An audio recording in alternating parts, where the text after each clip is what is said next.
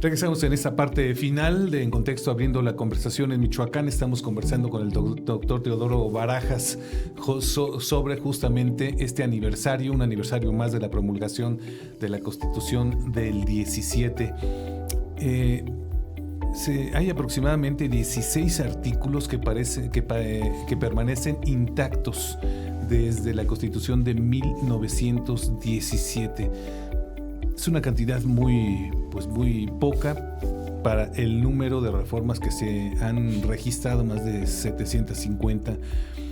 Hace unos años se había puesto sobre la mesa, Teodoro, más bien convocar a un nuevo constituyente. Uh-huh. Yo recuerdo que uno de los principales promotores era Porfirio Muñoz Ledo, uno de los últimos grandes constitucionalistas y congresistas de nuestro país. Tú tuviste la oportunidad de conocerlo, de conversar con él en varias ocasiones, y muchos habían recibido de buena manera esta propuesta, ¿eh?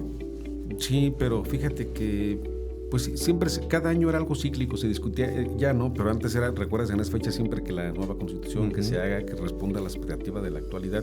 Muñoz Ledo fue un tipo, digamos, muy letrado. Era político, era abogado, pero además tuvo mucha visión en su momento. Yo lo entrevisté varias veces, alguna en la Cámara de Diputados, sobre la pertinencia de modificar la Constitución, de convocarla, reconociendo los signos de los tiempos y lo que hacía falta. Pero yo creo que en este momento no veo la viabilidad de hacer una nueva Constitución. ¿Quién la haría? ¿Quiénes serían los convocantes? ¿Quiénes sería la mayoría, no? Pues estaría ya bastante adelantado este asunto, sabríamos qué podría pasar. Lo que sí yo reconocería es que tenemos una Constitución que ha sido muy importante en nuestro país, que es un símbolo emblemático de lo que pasaba en aquellos tiempos, más todas las modificaciones. Y yo me quedaría a la definición que hacen algunos estudiosos de la historia cuando señalan que la Constitución de 1917 es el evangelio laico escrito por hombres libres. Así dice el epitafio de la tumba de los constituyentes. Me parece que es muy importante e insisto, la parte fundamental es qué hacemos para que se aplique la norma, que no sea un asunto de impunidad y que no sea solamente un discurso muy laureado, muy reconocido, cuando no tiene realmente el funcionamiento que se esperaba. Por eso yo hago votos para que realmente, si queremos hablar de un Estado de Derecho auténtico, sea uno en donde se aplique la norma, no uno en donde sea la simulación, no donde haya violaciones a los derechos humanos de manera muy constante, muy reiterada. Entonces creo que implica mucho la voluntad y la aplicación fiel de los principios, pero sobre todo de las normas, que son justamente el mecanismo para regular nuestra convivencia social. Ahora se habla de una nueva reforma a la Constitución, sobre todo en temas electorales. Habrá que esperar cuáles son estas reformas, pero pues finalmente quienes hacen la Constitución, quienes hacen estas reformas son hombres, y bueno, desafortunadamente dentro de quienes integran las cámaras son muy pocos las personas que uno recuerda como estos grandes tribunos o estos grandes constitucionalistas. Hablamos de Porfirio Muñoz Ledo justamente, pero ese ha sido también el gran problema y lastre de nuestro país de las últimas décadas, quienes llegan a la Cámara, ¿no? Que finalmente son los que están moldeando nuestras leyes y nuestra Carta Magna, quienes llegan a las cámaras, y el discurso que vemos justamente en la máxima tribuna de nuestro país cada vez es más lamentable. Es común ya ver gritos, insultos, descalificaciones y golpes, Teo. Sí, fíjate que ahora comentas esto, yo recuerdo cuando leí en mi época de estudiante La República de Platón, ahí vienen las formas clásicas de gobierno, ¿no? Que es la democracia, la monarquía y la aristocracia.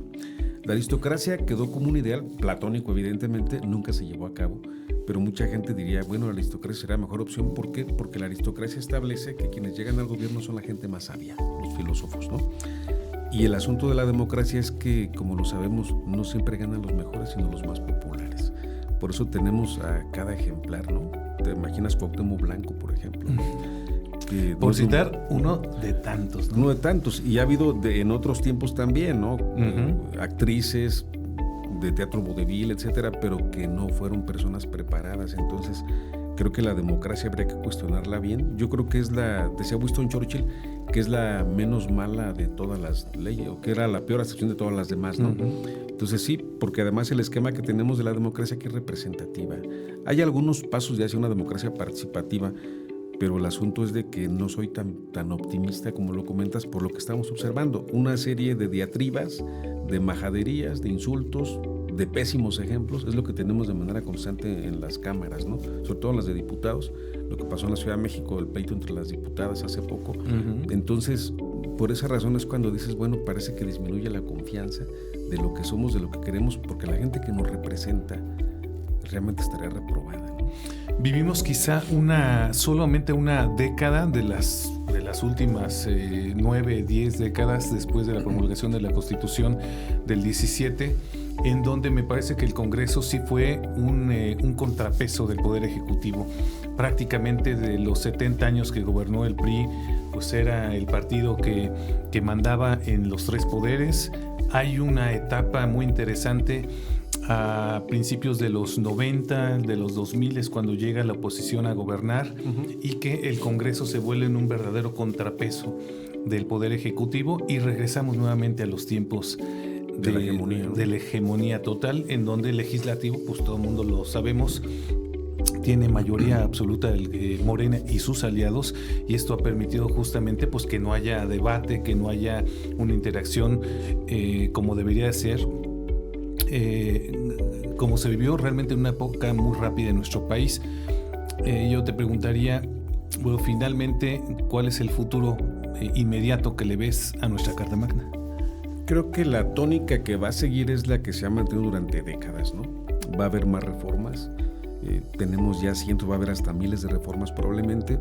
No creo en este momento que sea el momento adecuado para poder hablar siquiera de una nueva constitución, de una promulgación de la nueva. Creo que va a seguir la misma tónica, en ocasiones por intereses muy definidos, ¿no? Muy temporales. Y algunos cambios creo que son naturales porque el país cambia el derecho, no es estático, es dinámico. Entonces esta situación dialéctica establece que tiene que haber modificaciones. Yo espero que se hagan de manera muy responsable. Tú comentabas que antes había cierto nivel cultural de la gente que estaba en las cámaras, ¿no? Podría decir, bueno, la oposición gana el debate, pero pierde la votación. Ahora pierde todo, ¿no? Incluyendo el debate. Entonces el asunto es con qué nos presentamos o cuál es la propuesta que tendrían los diputados, los legisladores, para poder llevar a cabo reformas realmente de peso, que se traduzcan en beneficios y no que se quede como parte de una pugna por el poder, ¿no? Sin mayor sustancia, sin mayor, agregado en materia política, intelectual. Y yo espero que ojalá tengamos más competitividad. Sé que es muy complicado porque lo que tú dices, lo que usamos actualmente parece que no existe, ¿no? Pero espero que haya una reflexión muy profunda acerca de lo que queremos y que depende de todos. Pues ahí está, agradecerte, Teo, que nos hayas acompañado para estar conversando sobre estos hechos históricos, estos momentos importantes que llevaron a las reformas de nuestra Constitución y el impacto que ha tenido justamente en el desarrollo de nuestro país. Uno no dice, bueno, hay que ponerse a leer la Constitución como si fuera un libro de texto, ¿no? Es un libro en muchos aspectos técnico, como lo dijo un presidente de la República, ¿no? Que uno de sus libros favoritos era la Constitución.